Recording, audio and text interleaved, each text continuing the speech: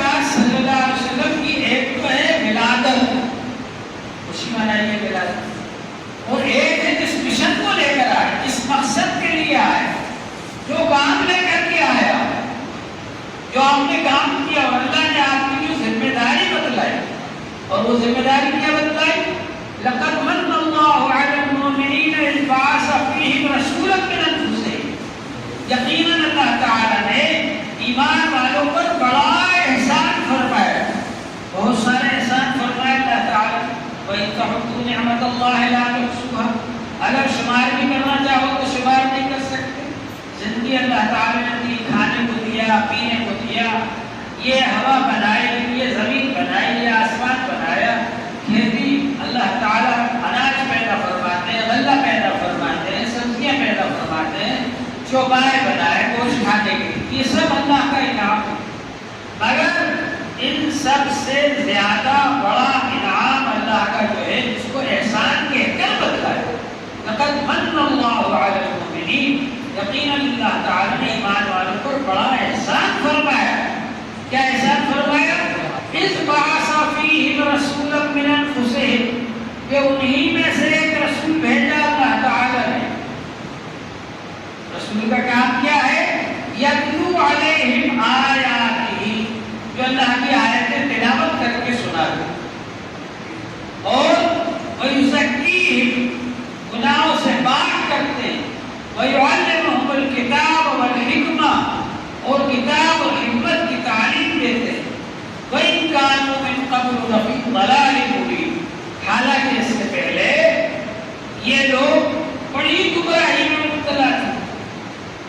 حضرت ابراہیم علیہ السلام کے ایک بیٹے کا نام اسماعیل علیہ السلام، ایک بیٹے کا نام اسحاق علیہ السلام، اسحاق علیہ السلام کے بیٹے کا نام یعقوب علیہ السلام، یعقوب علیہ السلام کا اصل نام ہے اسرائیل، اور اس کی اولاد کو کہا جاتا ہے بنو اسرائیل، اور بنو اسرائیل میں ہزاروں انبیاء علیہ السلام آئے، اور بنی اسماعیل میں اسماعیل علیہ السلام کے بعد سے لے کر حضور صلی اللہ علیہ وآلہ وسلم تک کوئی نبی نہیں آیا، ان کے پاس کوئی نذیر نہیں آئے، کوئی نبی نہیں آئے، گمراہی میں تھے وہ، ایسے حالات کے اندر اللہ جل شانہ نے حضور پاک صلی اللہ علیہ وآلہ وسلم کو بھیجا، جبکہ عرب کے اندر لوگ لکھنا پڑھنا نہیں جانتے۔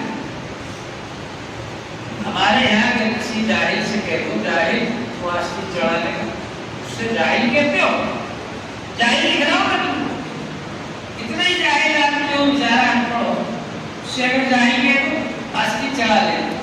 لیکن عرب کے لوگ اپنی جہالت پر فخر کرتے ہیں۔ ایک شاعر کہتا ہے الا لا یجہل احد علینا، خبردار ہم سے بڑا جاہل دنیا میں کوئی نہیں ہو سکتا۔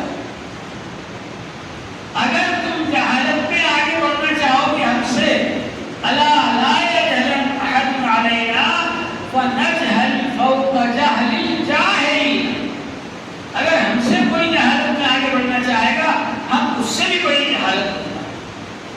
تو وہ لوگ جہالت پر فخر کرتے ہیں۔ پورے عرب میں 16-17 آدمی لکھنا پڑھنا جاتا، لڑکیوں کو زندہ دفن کر دیتے، لڑکوں کو بھی مار ڈالتے تھے، کھلانے کے ڈر سے کہاں کھلائیں۔ وَلَا تَقْتُلُوا أَوْلَادَكُمْ خَشْيَةَ إِمْلَاقٍ، اللہ تعالیٰ نے فرمایا خرچ کرنے کے ڈر سے بچوں کو قتل نہ کرو۔ اور مجلسوں کے اندر ننگے بیٹھے رہا کرتے تھے، خانہ کعبہ کے ننگے طواف کرتے تھے، زنا کی داستانوں کو شعر شاعری میں بڑے فخر سے سنایا کرتے، چھوٹی چھوٹی بات پر میرا گھوڑا پانی پینے میں آگے کیوں بڑھ گیا، میرا اونٹ آگے کیوں بڑھ گیا، 100 سال تک، 50 سال تک جنگیں کیا کرتے، اور مرتے تھے تو وصیت کر کے جاتے تھے کہ ہمارے مرنے کے بعد جنگ مت کر دینا، چالو رکھنا چاہیے۔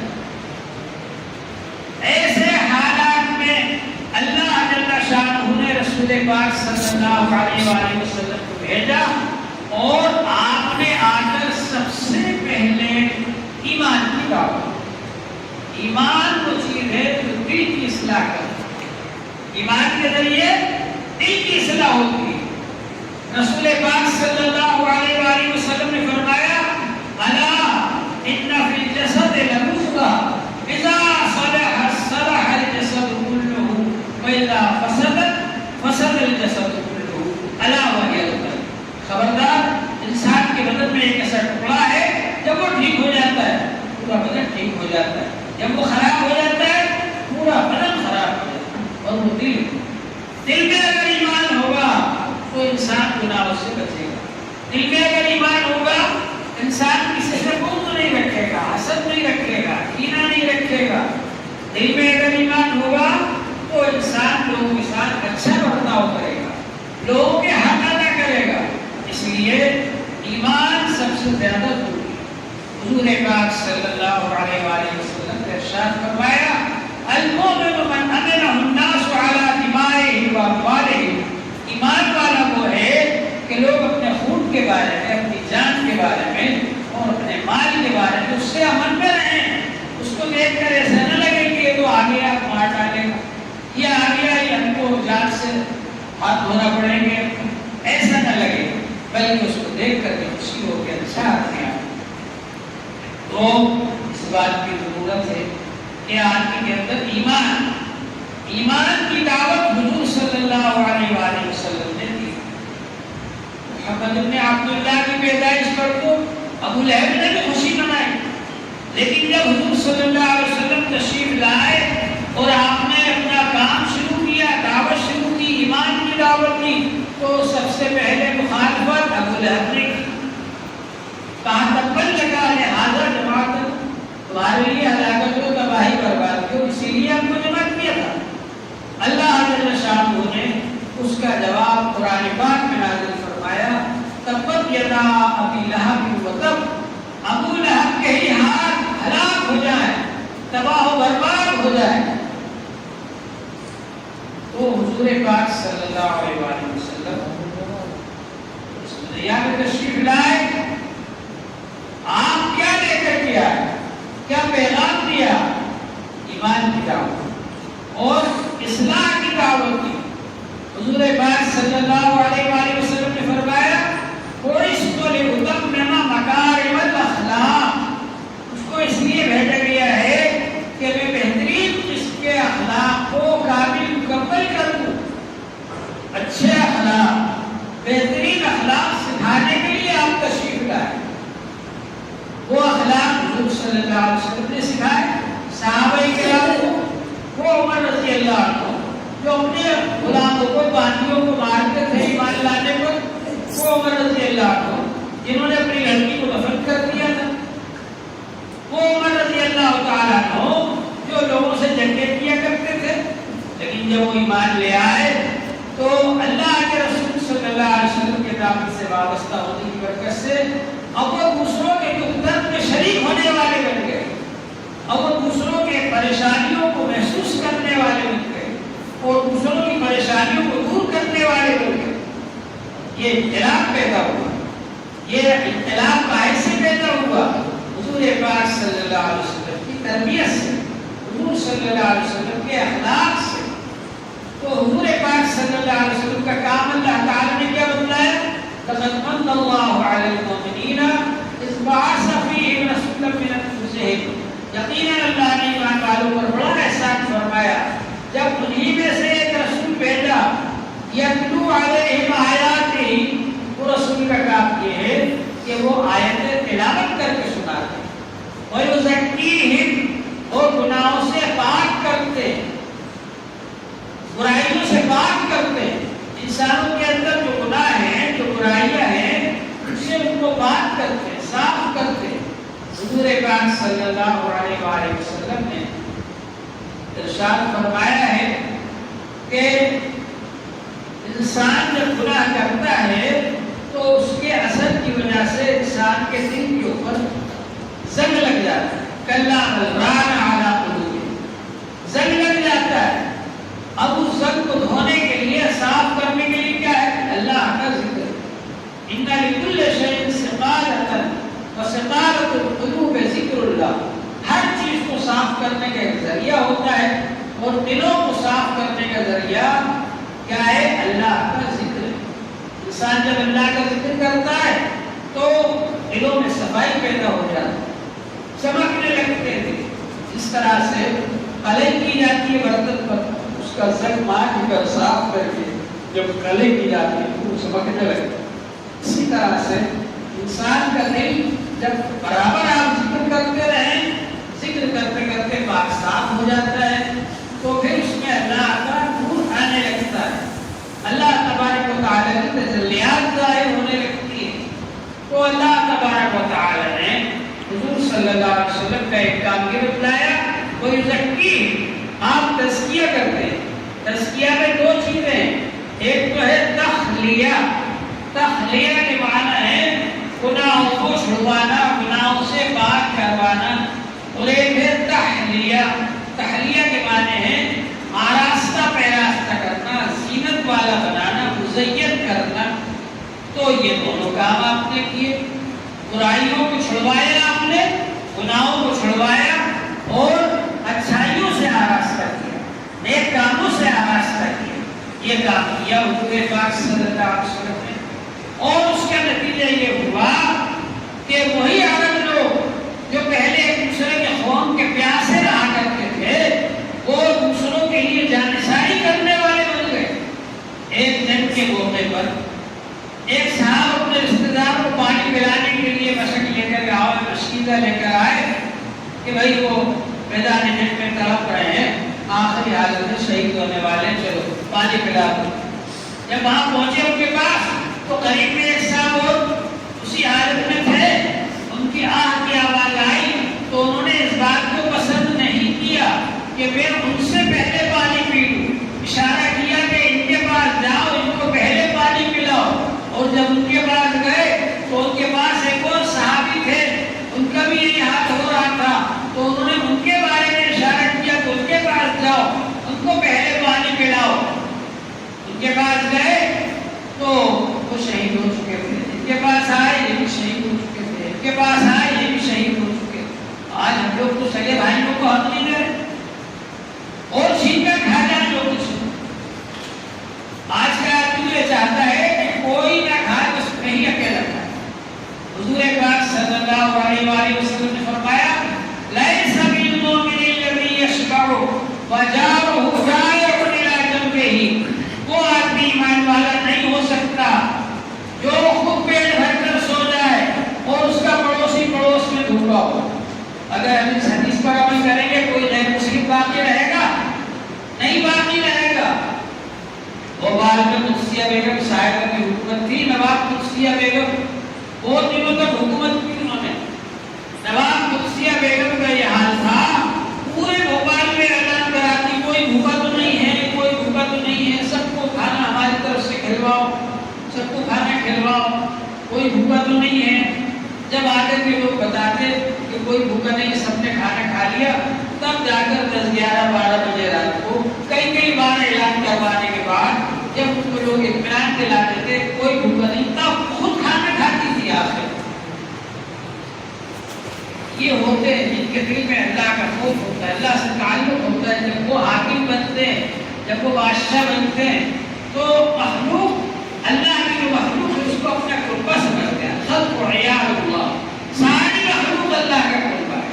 وَأَحَبُّ الْخَلْقِ إِلَى اللَّهِ مَنْ أَحْسَنَ إِلَىٰ عِيَالِهِ، سب سے زیادہ پسند اللہ کو وہ آدمی ہے جو اللہ کی مخلوق کے ساتھ اچھا برتاؤ کرنے والا۔ حضور پاک صلی اللہ علیہ وآلہ وسلم نے فرمایا واللہ لا یؤمن، خدا کی قسم وہ ایمان والا نہیں ہو سکتا، واللہ لا یؤمن، خدا کی قسم وہ ایمان والا نہیں ہو سکتا، واللہ لا یؤمن، خدا کی قسم وہ ایمان والا نہیں ہو سکتا۔ 3 بار فرمایا۔ صحابہ کرام نے پوچھا من یا رسول اللہ، اللہ کے رسول کون ایمان والا نہیں ہو سکتا؟ فرمایا من لا یامن جارہ بوائقہ، جس کا پڑوسی اس کی شرارتوں سے امن پیدا ہو۔ آج ہم لوگ دیکھیں اپنے گریبان میں جا کر ہر آدمی جو ہے دوسروں کے لیے پریشانی کا ذریعہ بنا ہوا۔ حضور پاک صلی اللہ علیہ وسلم فرماتے سامنے سے ایک جنازہ گزرا، मुस्तराह, या तो ये आदमी परेशान था, लोग इसको सताते थे तो अब ये आराम से सोएगा जाकर, या ये दूसरों को सताता था तो अब इसके मरने के बाद लोग कहेंगे अच्छा हुआ मर गया, अब हमें आराम मिलेगा। लोग सोच रहे हैं अपने बारे में क्या है। रसूल पाक सल्लल्लाहु अलैहि वसल्लम के तरीके पर चलने का मतलब ये है कि हम हुजूर सल्लल्लाहु अलैहि वसल्लम सबके लिए रहमत बन कर आए, हम भी सबके लिए रहमत बन जाए। हुजूर सल्लल्लाहु अलैहि वसल्लम ने फरमाया खैरुन नास मन यनफउन नास, सबसे अच्छा इंसान वो है जो लोगों को फायदा पहुंचाने वाला हो। मौजूदा जमाने के अंदर हम लोग नुकसान पहुंचाने लोग। हुजूर पाक सल्लल्लाहु अलैहि वसल्लम ने फरमाया मन अकला तय्यबन, इसने हलाल माल खाया, वामिल फी सुन्नतिन, और सुन्नत के मुताबिक हुजूर सल्लल्लाहु अलैहि वसल्लम के तरीके के मुताबिक अमल किया, वामिल नास गवायतहु, और लोग उसकी शरारतों से अमन में रहे, किसी को सताया नहीं, तकलीफ नहीं पहुंचाई, दखलल जन्नह, वो जन्नत में दाखिल हो गया। मरने के बाद दाखिल हो गया, लेकिन हुजूर ने फरमाया दाखिल हो गया वो, उसका जन्नत में जाना इतना यकीनी है कि वो हो ही गया जन्नत में। अपनी शरारतों से लोगों को अमन में रखे, अपनी तरफ से किसी को सताए नहीं, तकलीफ ना पहुंचाए, तो ये हमारे तजुर्बा होना चाहिए। सहाबा इकराम ने हुजूर सल्लल्लाहु अलैहि वसल्लम से तरबियत हासिल की। सहाबा इकराम सिर्फ साल में एक बार यादगार नहीं मनाते, चलो साहब 12 तारीख आ गई हम हुजूर सल्लल्लाहु अलैहि वसल्लम की यादगार मना ली, ऐसा नहीं। पूरी जिंदगी हुजूर सल्लल्लाहु अलैहि वसल्लम की सुन्नतों के मुताबिक उन्होंने ढाल ली। हुजूर सल्लल्लाहु अलैहि वसल्लम की सुन्नतों के सांचे में पूरी जिंदगी ढाल ली। हज़रत मौलाना कासिम नानूतवी रहमतुल्लाह अलैह ने फरमाया कि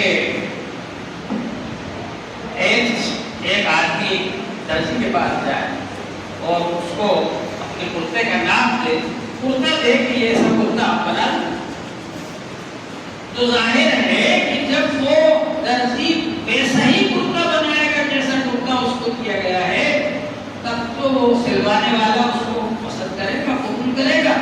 और अगर उसके खिलाफ सीधेगा वो, तो उसको पसंद ही नहीं करेगा। तो अल्लाह जल्ल शानहू ने हुजूर पाक सल्लल्लाहु अलैहि वसल्लम का एक नमूना पेश कर दिया आपके साथ। लक़द कान लकुम फी रसूलिल्लाहि उस्वतुन हसना, रसूल पाक सल्लल्लाहु अलैहि वसल्लम की जिंदगी में आपके लिए बेहतरीन नमूना है। हुजूर सल्लल्लाहु अलैहि वसल्लम को आप आइडियल बनाइए, हुजूर सल्लल्लाहु अलैहि वसल्लम के तरीके के मुताबिक अपनी जिंदगी बनाइए, तो अल्लाह ताला की वो जिंदगी महबूब हो जाएगी, पसंदीदा हो जाएगी, अल्लाह ताला आपसे भी मोहब्बत करने लगे। उसके बजाय दूसरों के तरीके पर जिंदगी गुजार रहे, फैशनों पर मरे जा रहे, रस्म रिवाज पर मरे जा रहे, दूसरों के तरीके के मुताबिक जिंदगी गुजार रहे, तो कैसे अल्लाह ताला के यहाँ कबूल हो। तो हुजूर पाक सल्लल्लाहु अलैहि वसल्लम सहाबा इकराम की तरबियत करके, तालीम देकर और सहाबा इकराम को छोड़ करके गए। यहाँ हमारा दीन नजरियाती दीन नहीं है कि रिफॉर्मर आया, उसने आया और उसने एक फार्मूला दिया, एक नुस्खा दिया कि भाई इस तरीके से इस्लाह हो जाएगा। हुजूर सल्लल्लाहु अलैहि वसल्लम ने अमल करके बतलाया, प्रैक्टिकल है, अमल करके बतलाया, और सवालात सहाबा इकराम उसके मुताबिक अमल करके कामयाब हुए। और हर सहाबी हुजूर सल्लल्लाहु अलैहि वसल्लम की यादगार एक सुन्नत को अपनी जिंदगी में सजा रखा था, एक सुन्नत के मुताबिक अमल करते थे, कोई सुन्नत छोड़ते नहीं थे। किस वक्त कौन सा काम करता है, पैदाइश के वक्त की क्या सुन्नतें हैं, बचपन की क्या सुन्नतें हैं, जवानी की क्या सुन्नतें हैं, बुढ़ापे की क्या सुन्नतें हैं, तिजारत की क्या सुन्नतें हैं, मामलात की क्या सुन्नतें हैं, माशरत की क्या सुन्नतें हैं, एक चीज को समझते थे, उसके मुताबिक अमल करते थे। लिहाजा जहाँ भी जाते थे तो लोग देख कर कहते थे हुजूर सल्लल्लाहु अलैहि वसल्लम के गुलाम, हुजूर सल्लल्लाहु अलैहि वसल्लम के नुमाइंदे, हुजूर सल्लल्लाहु अलैहि वसल्लम ऐसे थे, उनको देखकर हुजूर की याद आ जाती। सहाबा इकराम कहते हैं अब्दुल्लाह बिन मसूद रज़ियल्लाहु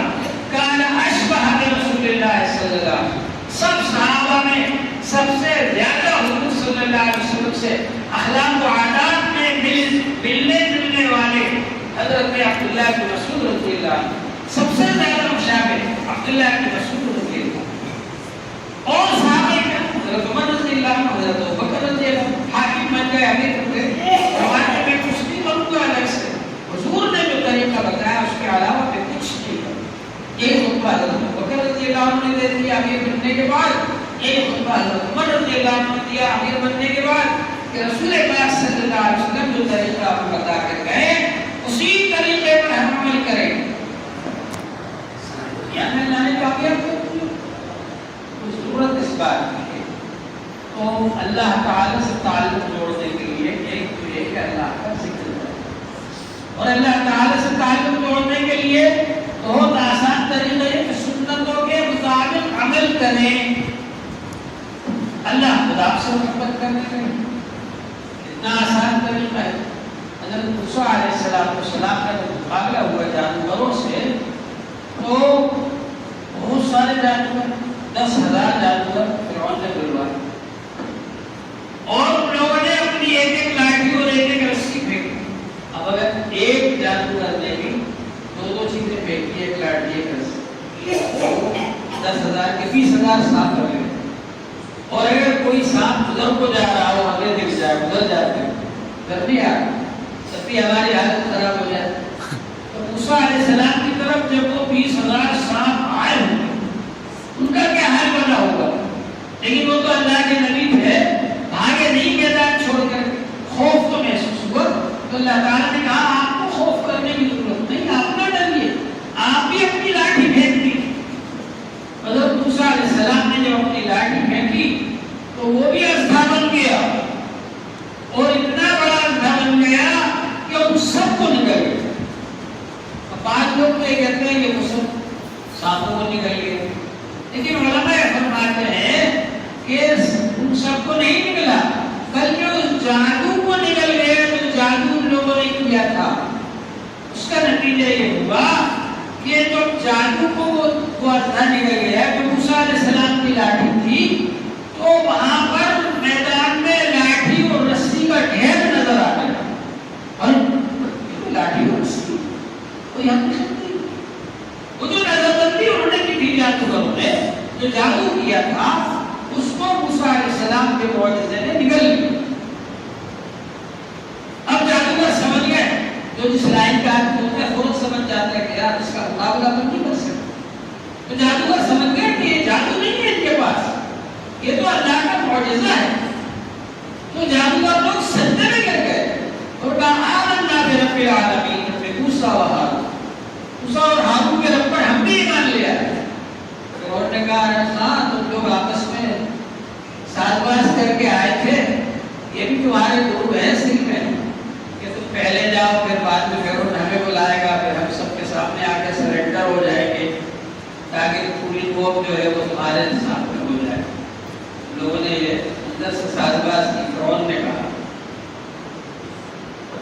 لیکن وہ ایسی بات نہیں تھی بلکہ جادوگر سمجھ گئے تھے کہ ہم بے بس ہیں اس سے آگے ہم کچھ نہیں کر سکتے اب حضرت موسیٰ علیہ السلام یہ بات کو میں سنانا چاہ رہا ہوں حضرت موسیٰ علیہ السلام نے اللہ جل شانہ سے یہ دریافت کیا کہ اللہ تعالی آپ نے مجھے فرعون کے پاس بھیجا اذهب الى فرعون انه طغى فرعون کے پاس جاؤ بڑا سرکش ہو گیا ہے آپ نے مجھے فرعون کے پاس بھیجا تھا فرعون کو ایمان لایا نہیں اور یہ سب جادوگر ایمان لیا اس میں آپ کی کیا حکمت ہے تو اللہ جل شانہ نے فرمایا کہ یہ جادوگر جب آپ سے مقابلے کے لیے آئے تو آپ جیسی شکل و صورت بنا کر آئے آپ جیسا لباس پہن کر آئے تو ہماری غیرت نے گوارا نہیں کیا کہ جن لوگوں نے ایک بار ہمارے محبوب کی صورت بنا لی ہمارے محبوب جیسا لباس پہن لیا ہم ان کو دوبارہ کفر میں لوٹا دیں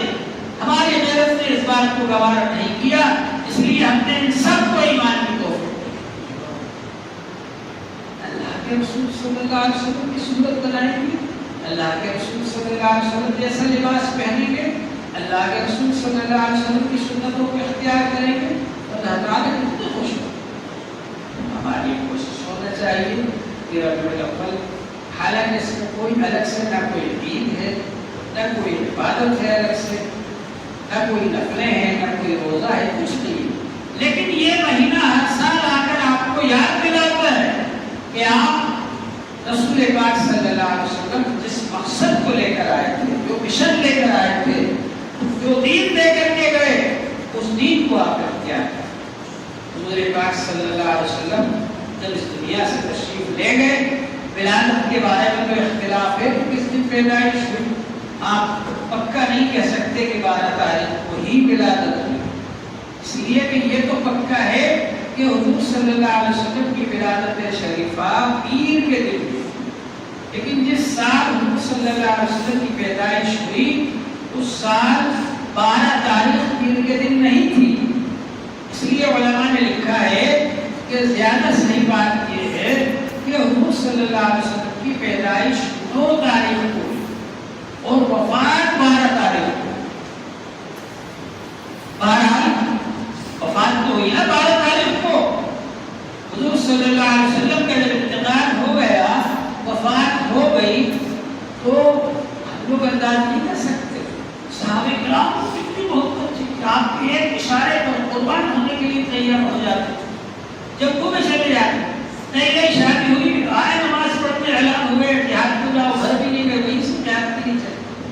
ایک صحابی شادی کرنے کے لیے سامان خریدنے گئے بازار میں، اور اعلان ہوئے جہاد کا. بازار میں اعلان ہو رہا ہے کہ حضور صلی اللہ علیہ وسلم نے فرمایا ہے کہ چلو جہاد میں.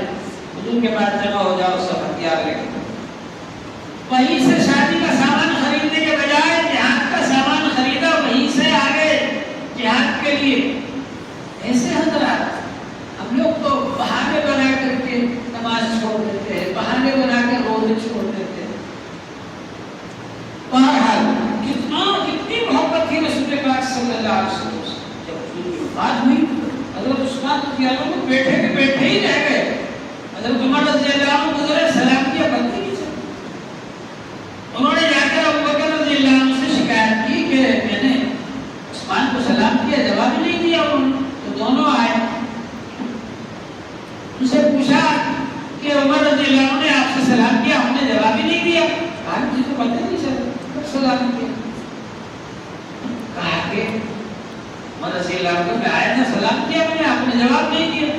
کہا کہ حضور کی وفات کے بعد اتنا مجھے غم ہے کہ مجھے سمجھ میں نہیں آیا، پتہ نہیں چلا آپ کب گزرے اور کب سلام. حضرت عمر رضی اللہ عنہ بے خود ہو گئے، بے خودی کی حالت میں تلوار نکال کر لے آئے. جو کہے گا کہ رسول پاک صلی اللہ علیہ وسلم کی وفات ہو گئی، اس کا سر قلم کر دوں ہے. اس کی ہمت ہے کہ حضرت عمر کے سامنے آئے لے جاتے. حضرت عمر رضی اللہ عنہ آئے، صحابہ کرام کو جمع کیا. عمر رضی اللہ عنہ سے کہا تلوار رکھ دو، بیٹھ جاؤ. اور یہ آیت پاک پڑھی، وما محمد الا رسول قد خلت من قبلہ الرسل افإن مات أو قتل انقلبتم على أعقابكم. محمد صلی اللہ علیہ وسلم رسول ہی تو ہیں، اگر وہ شہید ہو جائیں یا وفات پا جائیں کیا تم لوگ ایڑیوں کے بل پلٹ جاؤ گے دین سے؟ یہ آیت پاک غزوہ احد میں نازل ہوئی جب منافقوں نے خبر مشہور کر دی تھی کہ حضور صلی اللہ علیہ وسلم شہید کر دیے گئے. کافروں نے خبر مشہور کر دی، اس وقت یہ آیت پاک نازل ہوئی تھی.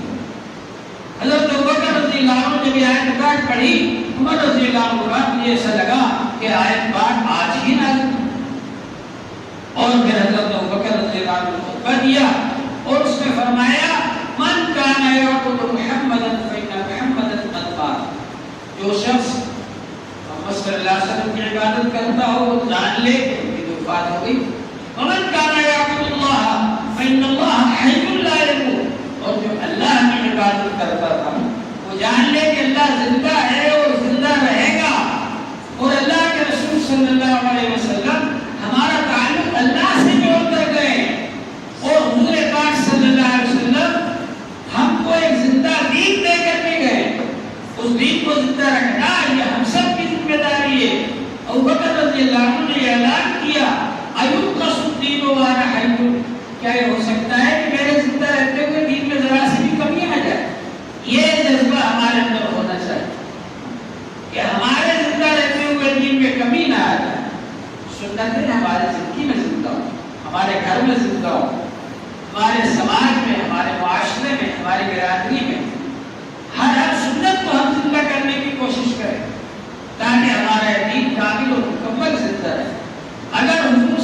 علیہ وسلم کو ہم یاد رکھنے والے بن جائے اور دوسروں کو بتلانے والے بن جائے تو یہ جو بہت ساری خرابیاں ہیں، پریشانیاں ہیں، یہ ہماری دور ہو جائیں۔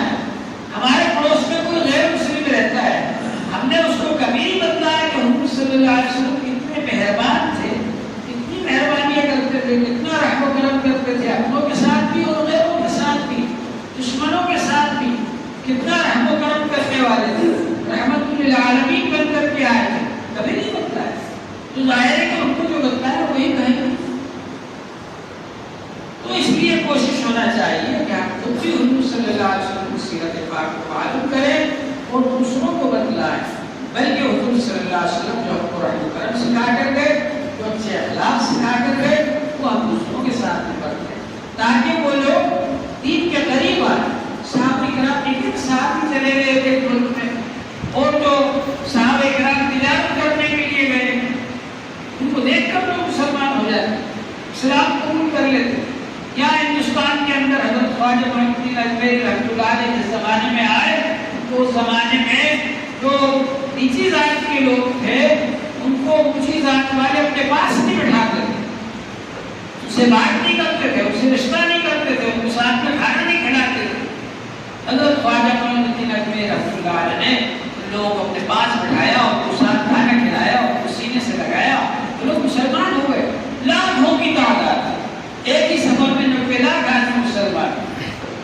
کیوں؟ اس لیے کہ حضور صلی اللہ علیہ وسلم جو اخلاق دے کر گئے وہ اخلاق پھیلائے انہوں نے، وہ اخلاق ہم لوگوں کے سامنے پھیلائیں گے، پیش کریں گے لوگوں کے سامنے، وہ لوگ ہم سے بھی تعلق رکھنے والے لوگ۔ تو اس بات ہمارے اندر جذبہ ہونا چاہیے۔ اللہ جل شانہ ہم سب کو عمل کی توفیق عطا فرمائے۔